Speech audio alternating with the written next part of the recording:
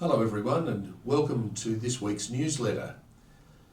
A few years ago I spoke to a detective who was about to retire from Victoria Police, and he said that were it not for drugs, he and most other detectives would be out of work. He told me that almost every case he'd investigated in the last 20 years had been related in some way to drugs. I must say I feel a bit the same about mobile phones and social media at school. A great deal of student conflict that we deal with has its roots in abusive social media exchanges. Somehow people, particularly young people, seem willing to say things on a keyboard or touchscreen that they would never say to a person's face. The news of potential legislation to place age limits on access to social media could be a really good thing. However, there's also lots of benefits to social media access. Our students are digital natives, but the benefit versus harm debate is still a really good one to have. Parents and carers play an important role in supporting students to be safe online and on social media. You can explore websites, games, apps and social media together and set some rules and boundaries to assist. Your support and guidance provide your children with the knowledge to make sound decisions online and also provide them with confidence to ask for help if and when they need it. The Department of Education has developed some fact sheets about supports to help keep students safe online, and it also provides information about what students can do if they happen to be involved in any kind of online incident. These sheets contain links to evidence-based information on supporting positive and safe online experiences. It helps us to identify signs that a child or young person might need support, and also explains what to do if something unsafe happens online and where to reach out to for more support. To access the fact sheets, if you refer to the Safe Socials webpage, you'll get the help that you need. The government is also launching public consultation on age limits for social media. You and your children can share your experiences to inform proposed changes via an online survey, which is open until the 1st of November. For more information on the survey and to take part, refer to proposed changes to the social media age limits on the Engage Victoria website. That is Engage Victoria. If you have any queries, you can contact the department by email at bullystoppers@education. This week is the final week of Year 12 classes, and you might be able to see some activity in the background behind me. On Monday night, students were joined by their families for Mass and graduation ceremony, and it was a terrific occasion for us to farewell and thank our graduates for their contribution to St Joseph's and wish them well in the next phase of their lives. I'd like to share with you part of my message to the graduating class of 2024. I've never ridden a skateboard, but I do own a Vans t-shirt, and the tagline for Vans is "off the wall." When I was visiting classrooms last week, I was looking at the walls that you, the Year 12 class of 2024, have spent the last 6 years in.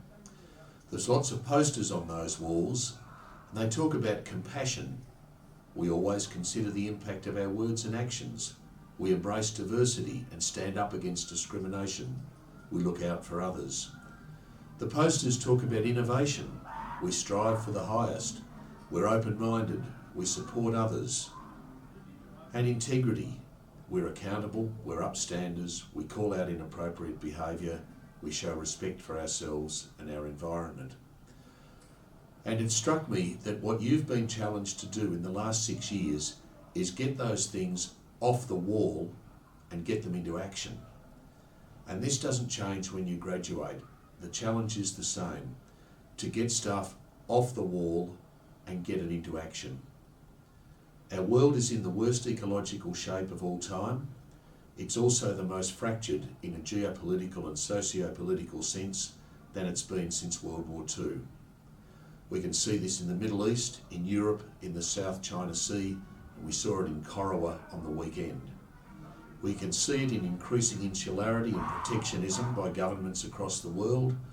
We can see it on the streets of our Australian capital cities, with increasing racial and cultural intolerance and the rise of extremism, particularly the far right with its hateful messages.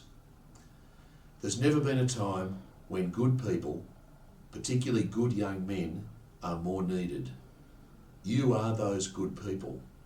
You understand the values of inclusion and the dangers of exclusion.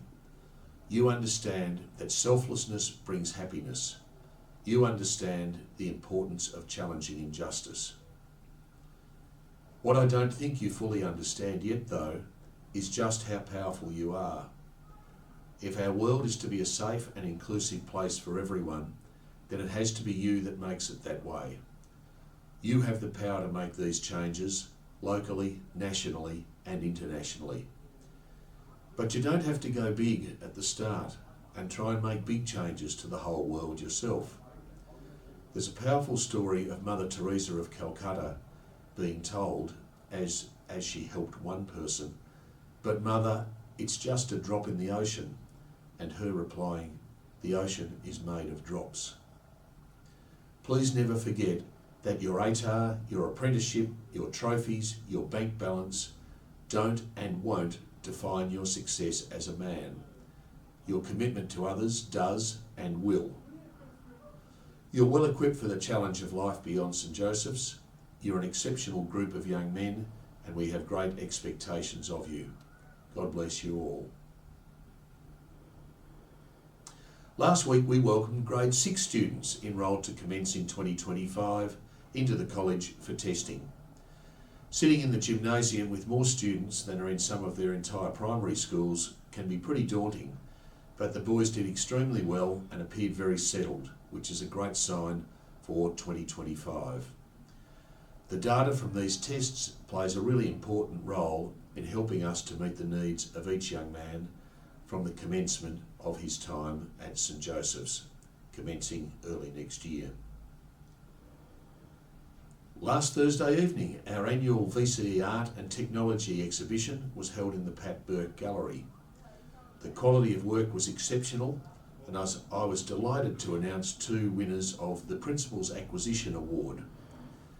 The winners were Oliver Carlin for his piece Untitled Digital Illustrations, and Charlie Scott for his piece entitled Brenda and Eddie, Wine Brand.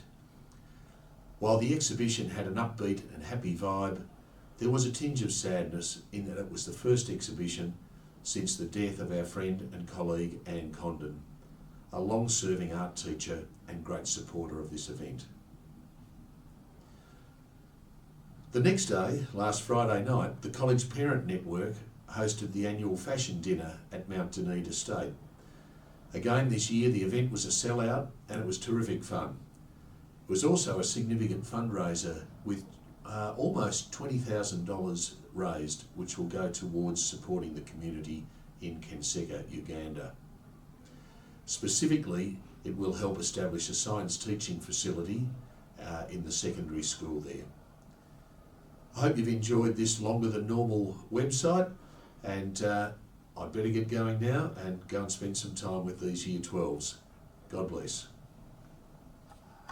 And welcome